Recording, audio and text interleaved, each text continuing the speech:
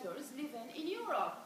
Living in, you know, they are westernized, they live according to the European mode of life, and they write about us as if we're not happy because we are traditional, because we accept traditions, because we accept conventions, because we are, as if we're not happy because we wear the scarf, because of many things. But the problem is that there is a wide gap between what they write and about our reality, what we feel. I mean, they don't know that we are happy. We don't complain, it's okay. We like cooking. We like the kitchen. There's no problem. Yeah, listen to me. There is another point that I would like to talk about. Do you think that, imagine you put yourself in the skin of an African woman. I know that it's difficult, but try to do it.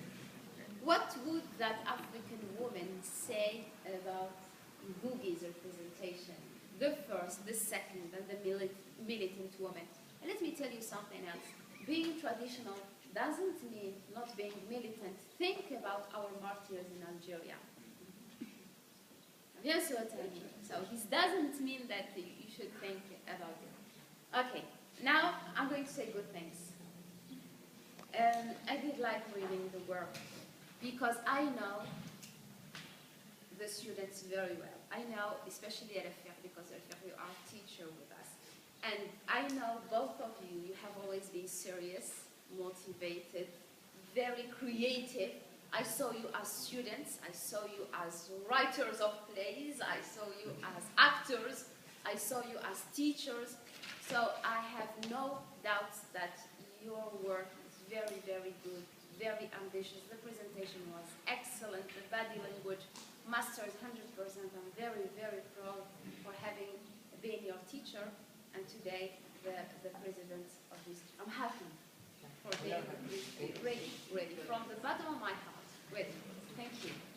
Now, you have the right to select the questions you'd like to answer. You're not obliged to answer all the questions and all the comments.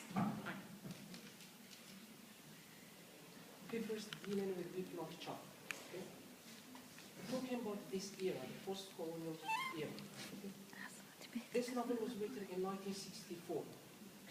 If we examine the other works, African works, written in the same period, for example, Beautiful Feathers is a novel written by Ekwensi Cyprian, is a writer from Nigeria. In this novel, the writer presents two female characters, okay, who are prostitutes. Other work, One Man, One Machete, written by T.M. Aluku, is another writer from Nigeria. This writer also presents submissive female characters. Another work, or the other works of Okot Peter, of Steve Biko from South Africa. Other works, even the work of Things Fall Apart. If we take some quotes from Things Fall Apart, Chinua Achebe Things Fall Apart, which is considered as a masterpiece. Okay, if I take some quotes in page 76, Things Fall Apart, Chinua Achebe said, Okonkwo would rather kill his son than live with an effeminate one. This is one quote. Another quote from page 12, Okonkwo ruled his household with a heavy hand. Okay. Another quote, page 27, Okonkwo treats his wife like a servant, demanding that she does whatever he says. This is from Things Fall Apart, and Things Fall Apart was published in 1963. So 1963, 1964, try to make a comparison between the two. Wittloch Chart. Okay. Women in Wittloch Chart are not prostitutes. Women in Wittloch Chart are not presented as, servants, okay, though they suffer from social oppression because it deals with the period of the Mau Mau rebellion. Okay, it's not neo-colonialism, it's the period of the struggle.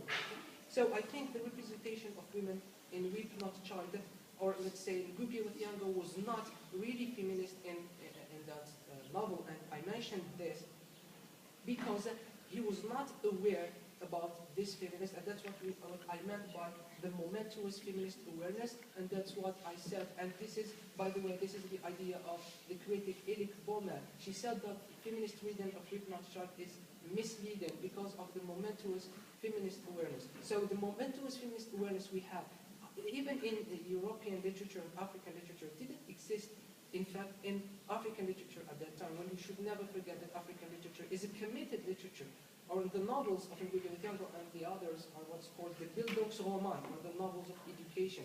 They tend to educate, they tend to give a given message, to try to change a given tradition. So in We Ploughed Child, I don't think that it was his aim to change. Later on, okay, as the career of Ngugi wa Thiong'o progresses, okay, he showed his preference to the Marxist ideology, and I think that we have, when we talk about Marxism, we never neglect the influence of Marxism on the feminist approach.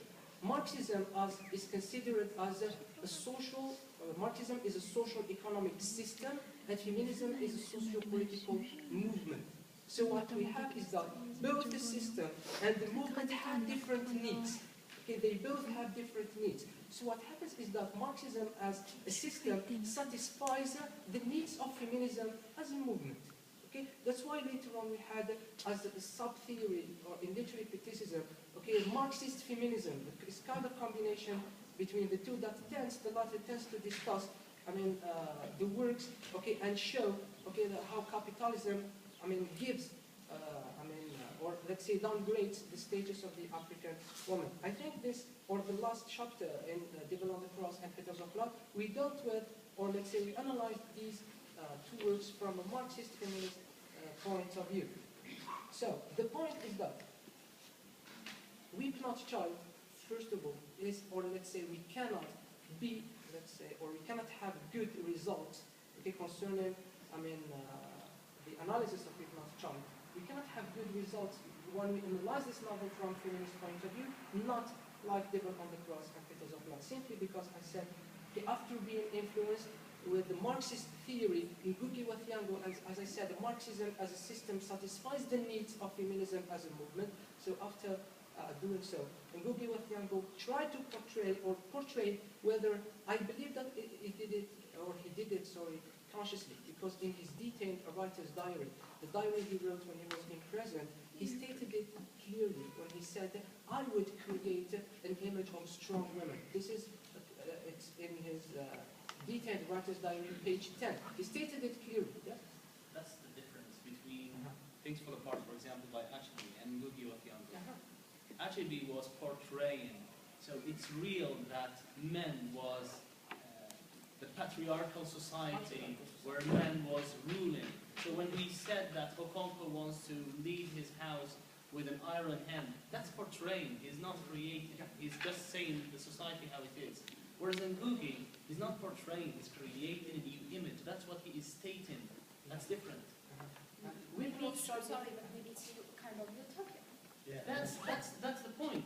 Marxist point of view is utopian. And that's what Ngugi is doing. He is idealistic in the ideas he has.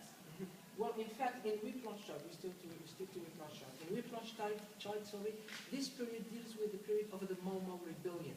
Okay, it means it deals with historical events. Here, he portrays, or he tends to portray the role played by female characters or women, okay, during this Mau Mau rebellion. Because now, 1964, people believe that women, okay, had passive, role during the Mau Mau rebellion. So in this novel, he tends to correct this historical fact. This is first. He corrects